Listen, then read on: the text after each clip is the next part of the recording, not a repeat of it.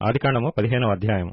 ఇవి జరిగిన తరువాత యెహోవా వాక్యము అబ్రామునకు దర్శనమందు వచ్చి, అబ్రామా, భయపడకుము, నేను నీకు కేడెము, నీ బహుమానము అత్యధికమగునని చెప్పెను. అందుకు అబ్రాము, ప్రభువైన యెహోవా నాకేమి ఇచ్చిననేమి?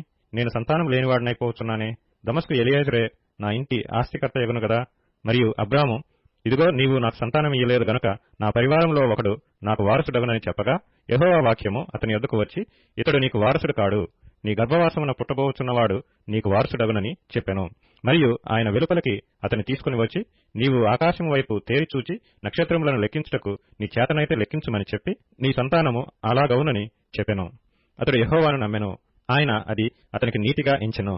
మరియు ఆయన, నీవు ఈ దేశమును స్వతంత్రించుకున్నట్లు దాన్ని నీకిచ్చుటకు కల్దీల ఊరన పట్టణంలో నుండి నిన్ను యువతలకు తీసుకుని వచ్చిన యెహోవాను నేనే అని చెప్పినప్పుడు, అతడు ప్రభువైన యెహోవా నేను దీన్ని స్వతంత్రించుకునేదనని నాకెట్లు తెలియననగా, ఆయన 3 ఏండ్ల పెయ్యను, 3 ఏండ్ల మేకను, 3 ఏండ్ల పొట్టేలును, ఒక తెల్ల గువ్వను, ఒక పావురపు పిల్లను నా ఎదురు తెమ్మని అతనితో చెప్పాను.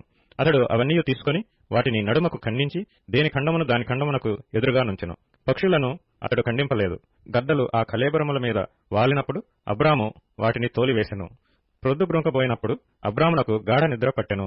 భయంకరమైన కటిక చీకటి అతని కమ్మగా, ఆయన, నీ సంతతి వారు తమది కాని పరదేశమందు నివసించి ఆ దేశపు వారికి దాసులుగా నుందురు. వారు 400 ఏండ్లు వీరిని శ్రమ పెట్టుదురు. వీరు ఎవరికి దాసులవుదురో ఆ జనమునకు నేనే తీర్పు తీర్చుదును. తరువాత వారు మిక్కిలి ఆస్తితో బయలుదేరి వచ్చెదరు. నీవు క్షేమంగా నీ పితరుల యొద్దకు పోయిదవు, మంచి వృద్ధాప్యమందు పాతి పెట్టబడదువు. అమోరీయుల అక్రమము ఇంకనూ సంపూర్ణము కాలేదు గనుక నీ 4వ తరం వారు ఇక్కడికి మరలా వచ్చెదరని నిశ్చయముగా తెలుసుకొనమని అబ్రాముతో చెప్పెను.